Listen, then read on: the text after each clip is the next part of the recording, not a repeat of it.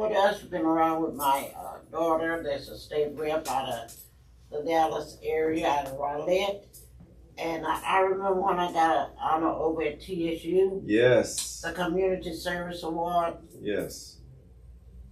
The representative Ron Reynolds was right there.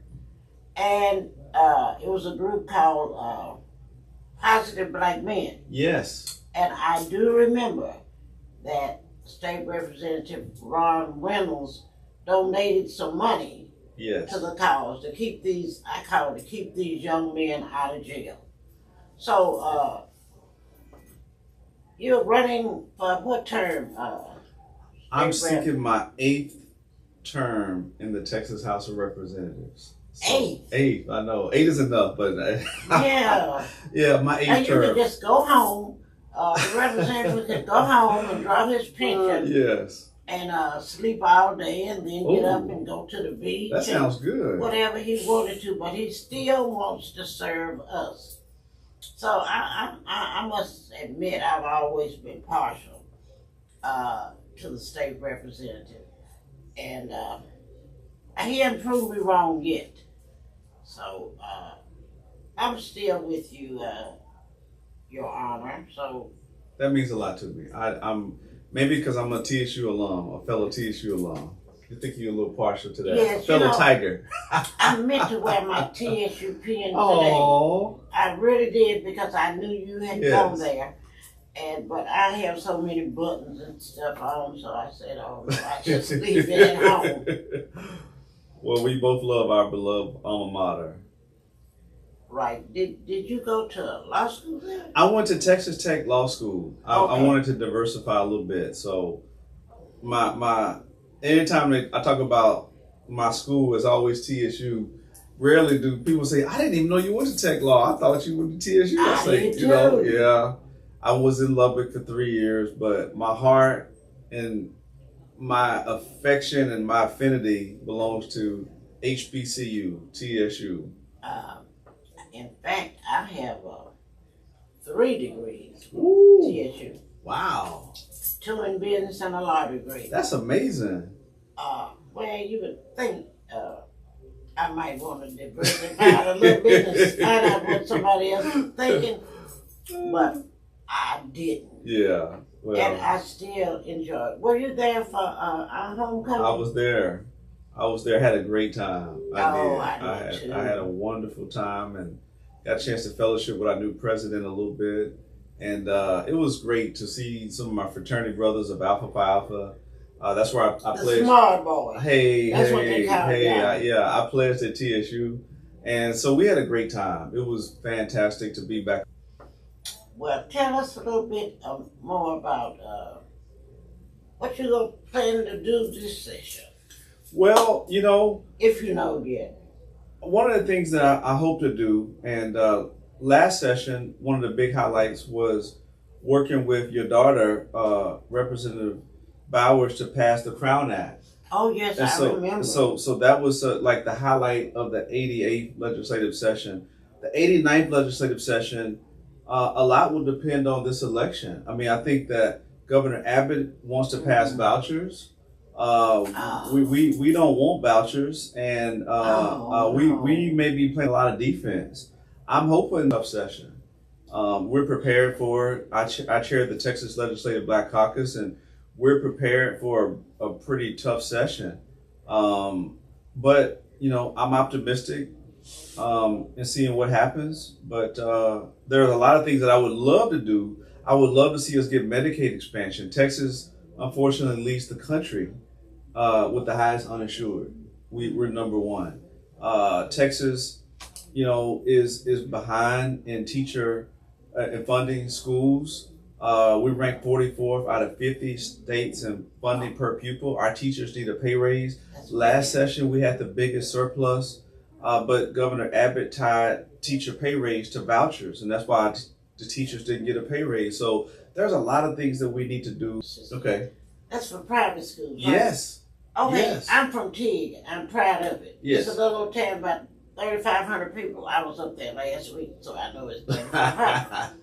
What are we going to do? They don't have no private schools. Right. Is that It don't They make don't sense. have any miles around.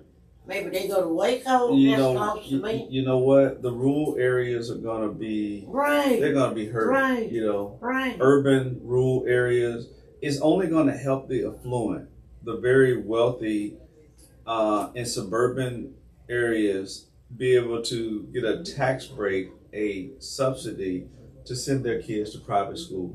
The rural areas, it ain't gonna help them at all. No, it's gonna hurt them we because don't have it's that. gonna take money, public money, out of the public schools, and then it's gonna divert that money into private schools. So it is not a good way. Daughter understands it. She understands it well. She But, helped lead the fight. Please try to Your help. daughter, I'm not just saying this because you're here, but she votes on the right way on the issue. She's been a very strong member when it came to public education, you know, healthcare, you know, the economy, jobs. I mean, she's been on the right side of the issues, and I'm so proud of her. So proud to serve in the legislature with her. And I'm not worried about her. It's some of these other folks, some of these MAGA extremists that I'm concerned about. They are the ones that know they're voting against the best interests of Texas, but they don't care. They don't care because they're only beholden to the far, far, far, far right that vote in primaries. And we've had so much gerrymandering with our districts that, you know, come the general election in November, they're not competitive. They're only competitive in the primaries. And so that's a problem. Well, maybe I shouldn't say that, but you got my. Much please everybody. Some people, I'm if you glad say you know that. if you say yes, the answer was no. If it was no, the answer was yes. It's always a gotcha, right? I mean, so I've learned no matter what, you can't please everybody, but you do the right thing for the right reasons, right? And then you can sleep at night knowing that I didn't cut any backdoor deals. I didn't do anything that was unethical. But no matter what, I've learned. I used to be frustrated, like I tried. And then finally I started to realize no matter what, some people are just miserable. You just can't please them, right? They'll just move the goalposts, change the rules. But overall, I've been, pretty successful with, what I can to help make my community a better place to live, work, and play. So I hope everybody will get out and vote. This is a very crucial. I hope everybody will get out and vote. This is a very crucial election, not just for president. Obviously, that's a big deal to decide whether Kamala Harris or Donald Trump will be the president. But I'm talking about right here in Texas, a very key U.S. Senate race that could determine the balance of power in the Senate.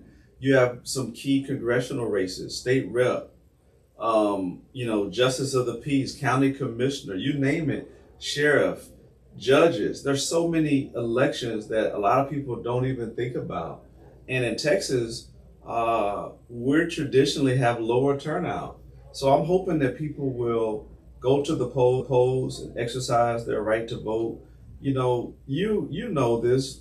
A lot of people had to make tremendous sacrifices. They had to overcome poll taxes and literacy tests. You're right. I Jim remember Crow. paying it. Yeah. You're right. You And must now- be reading my age. No. You, hey, black don't crack. You look beautiful. I would never know. Well, thank you. But. And I'm not gonna tell you. Ah. I don't tell my age. But it's amazing. Some people take voting for granted, and when voting is a privilege, right? Because some people our ancestors never dreamed that we would be able to vote. When people were lynched to vote and beaten, trying to get the right to vote. And now you got some folks that just sit at home and complain. Oh, I know it's some young people. Yeah. I'm like, what? I say, I don't understand that. No. Not hard as we fought. We fought too hard. And then they don't understand that elections matter. I mean, like, I admire the young people that marched after the death of George Floyd. Exactly. But then when you don't vote, you didn't finish the job, right? You complain, you use your social media, which is great. You post on Twitter and Instagram and TikTok, but then you don't go vote. Well, you are now a part of the problem. You're not part of the solution. Go vote for people that are gonna change by putting criminal justice reform at the top of the list, that are gonna raise the minimum wage, that are gonna do the things that you wanna see done. but don't sit at home and complain, right? That doesn't help. Who is 21 and a senior in college? She's at UT Austin. I said she understands voting matters, and she's voted, But I'm saying more young people have to vote if they want to make a difference, if they care about the future. A lot of young people care about climate change and they care about the environment. Well, that's on the ballot. Project 2025. People understand how dangerous that is. That's on the ballot. So I'm hoping and praying that young people will defy what the polls say and not sit at home and exercise their right to vote. I'm glad to hear you say that because I talk to a lot of young men. Mm-hmm. And say that because I talk to a lot of young men. Mm-hmm. And oh no, I don't vote. They gonna do what they want to. Oh. Anyway, no, they not. They not. I don't vote. They gonna do what they want to. Oh. Anyway, no, they not. They not. If Thank you vote, if you vote, you can change that. Right. I try to talk to young men. I'm a part of the, Alpha Phi, but also part of the 100 Black Men of America. And we had a forum that we did specifically about, I can't understand why some of these young Black men are voting for Trump. I just can't understand it. I saw something. Are voting for Trump. I just can't understand it. I saw something about that on TV. I didn't either. I saw him in the audience. Yeah. What in the world? I can't What understand are they doing there? It's hard for me to wrap my mind around it. Maybe it's a female thing. Oh, it could be a gender thing. Yes. They don't want a woman. Yes. Well, we all came out of a woman. Well, keep telling them that. Keep telling them that, please. I was raised for a large part of my life by a single Black woman. She made tremendous sacrifices for me. I would not mind if there was a Black woman president. Black women want to get stuff done. Right, we do. Women in general, but Black women, come on now. Right. You got a Black woman that went to a HBCU. Exactly. And I hate it when I hear cats. No. We just heard him attack Puerto Ricans. We've heard him attack, he called Mexicans, which is Hispanics. He's attacked immigrants, migrants, women, LGBTQ, Muslims. Come on. Black folks voting for Trump. It's hard for me to really understand. I see him in his audience, sitting up there.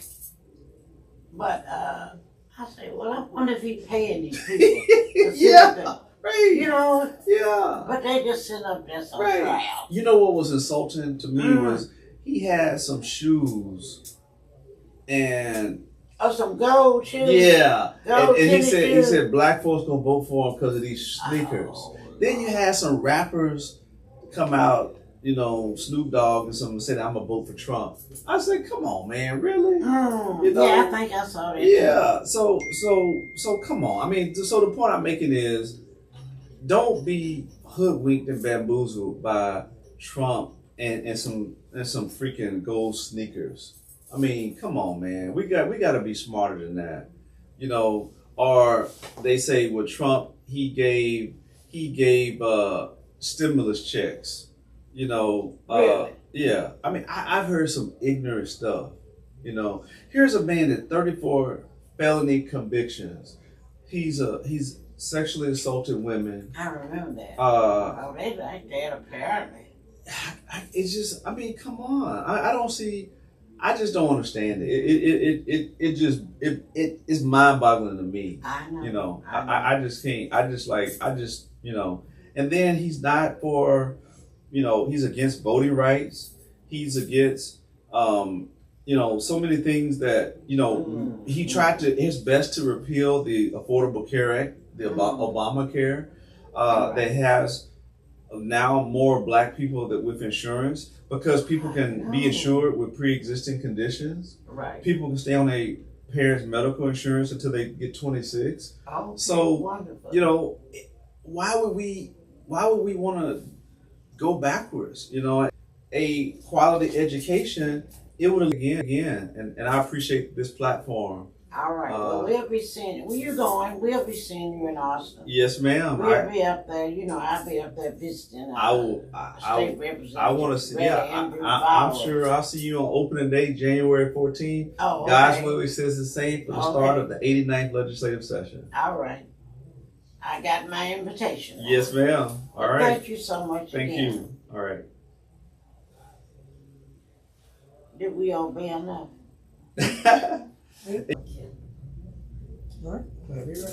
Well, good morning, good morning, good morning. Here we are again with Judge JaPaula Kemp. Judge, spell your name for us so we won't make any mistakes when we go in to vote. Yes, my name is JaPaula, and it's spelled JaPaula, just like it sounds. Last name is Kemp, Kemp. And just a little disclaimer, I am not the judge yet, but I'm claiming it. I will be victorious. 2006, I moved to Texas in the year 2000 to go to law school here at Texas Southern University. Oh, I didn't know that. Well, I'm just meeting you, so I don't know why I should have known that. I love Thurgood Marshall School of Law. I go over there every week except Thursday. Yes, I started at Thurgood in the year 2000, finished in 2003. I worked with Craig Washington as an intern in 2001, 2002, and again 2003. I did criminal law in his office, and so that's how I learned it. And from there, when I graduated from law school, I went on to be a criminal defense attorney. I saw Craig at some ball not too long ago. He ran up and hugged me. He talking about, I'm 82 now. I say, well, what does that mean? He's a lovely person. I've known him a long time. But let's get back to you. Did you just mention something about your daughter? Did you mention that? Do you have children? I do have children. I mentioned it earlier before we went on live. I have a daughter who would have been 32 years old yesterday. Yesterday was her birthday. My daughter passed away earlier in the year. Oh, I'm sorry.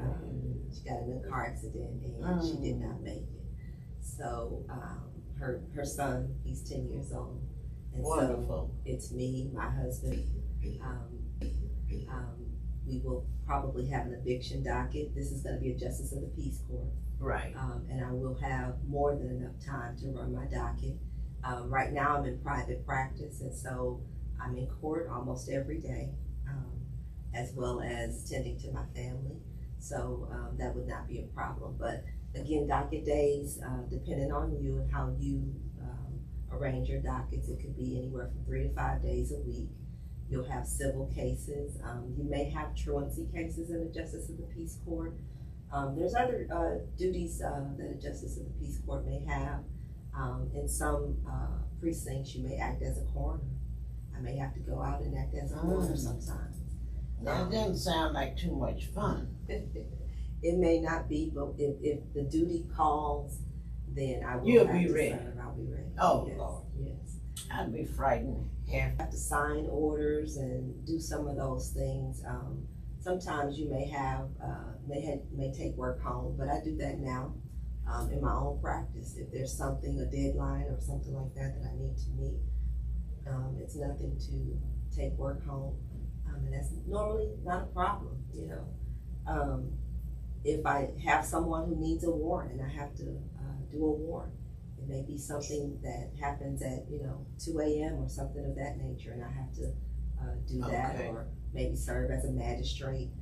If duty calls, like I said, I'll be ready, and that's what the job requires. Well, I'm not exactly old-fashioned, but tell us how you dress. You gonna be dressed sharp like you are today, in them cute little tennis shoes and that pants, or you gonna have on a robe? I will have along on that a road. road? I will have on a road, but I will always be professional. I'm normally in either a dress or a suit or slacks and a blouse, but conservative, very conservative. I think when you're talking about a courtroom setting, I look at that the same way I would look at going to church. Okay. And so if I could wear it to church, then I could probably wear it to court. So you won't see me in, anything. Oh, you need to say that again. I have gone to some churches and it's just ridiculous how those young people dress. I say, well, maybe I'm too old, but I mean, they have on short shorts, real short, and they have a little net over them. I guess they put the net on there to come to church. But well, in my day, they would give you, the nurses at church would give you a little blanket. oh, Let they, you know. they need Yeah, to. I remember that. Put that over your knees and let you know your dress is too short. I remember that, and I remember how ladies would get the spirit of get happy in church and pass out on the floor, and they would always throw something over them. But things change. Yeah. But I'm not changing. I just don't think that's appropriate. But maybe you call me old-fashioned. I don't care. Well, some things are not necessarily appropriate, but I look at it in a way that you come as you are, but as you continue to go, you continue to grow, and at some point you should feel some type of conviction, and you should want to change, because if you're really there for the right reason, then you'll grow and you'll learn, and you will know that that type of thing is inappropriate. But I say come as you are. So are you still campaigning? I see you got on those cute little tennis shoes. So are you still walking and paving and asking people to vote for you? I am. I'm nonstop. I am usually either at the polling location or I am doing something to make sure that I'm touching my voters. Good. Whether that's block walking or going to an event or redistrict. And so Precinct 2 encompasses, I'll tell you a little bit about what I can remember. Stafford, Missouri City, Sugarland, just a sliver of Sugarland. Greatwood is in that Sugarland area, and also Sugar Creek, those two. It goes all the way out to Richmond, Rosenberg, Meadville, but mainly on the left side, coming from the downtown area, the left side of 59. So all the way from Stafford to Meadville, and then over to Pearland, and out to Arcola and Thompson's. You didn't say Katy, did you? No, Okay. Katy is Precinct 1. All right. Yes. Well, I have a daughter out there, so I just wanted to make sure. Are you in Fort Bend? No, I'm in Harris. Okay. Are you in the Fort Bend Harris area though, like the Fort Bend Houston area? No, I think it's just Harris County. Okay. That's as I see it. But I'm glad that you're still out there paving, walking and paving and telling people, because and so people can see you. Because a lot of times when I go For positions, and they don't really have the education or knowledge, and so it's important to know who's actually on the ballot. It's important to know what their education is, what their level of training is. If it's running for judge, whether or not they have the temperament to actually be a judge. It's not always just about your education and your training. Sometimes it's about whether or not you have the right morals, the right ethics, and the right temperament to actually be on that bench. And so those are some of the other things that you need to be finding out about your candidates. I'm glad you said that. Do you have to be a lawyer to run for judge? For Justice of the Peace, which is the position that I'm running for, you do not have to be a lawyer. I'm not sure But if I I was would sure change that. that might help. It does.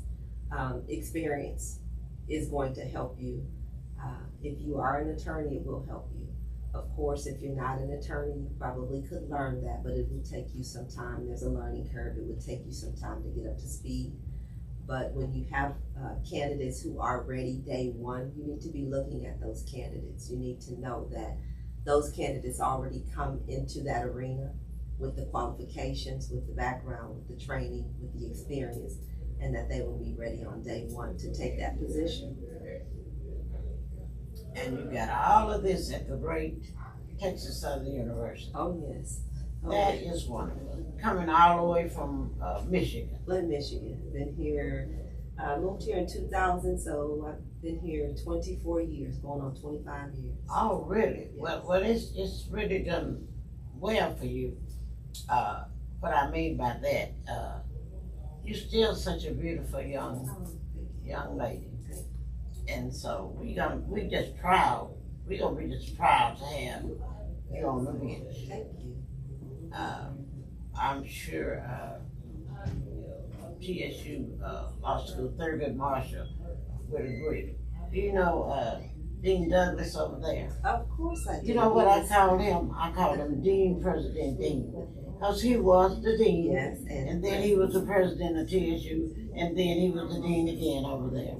He was my dean. He was my professor also. He taught me contracts. Right. I took a class from him.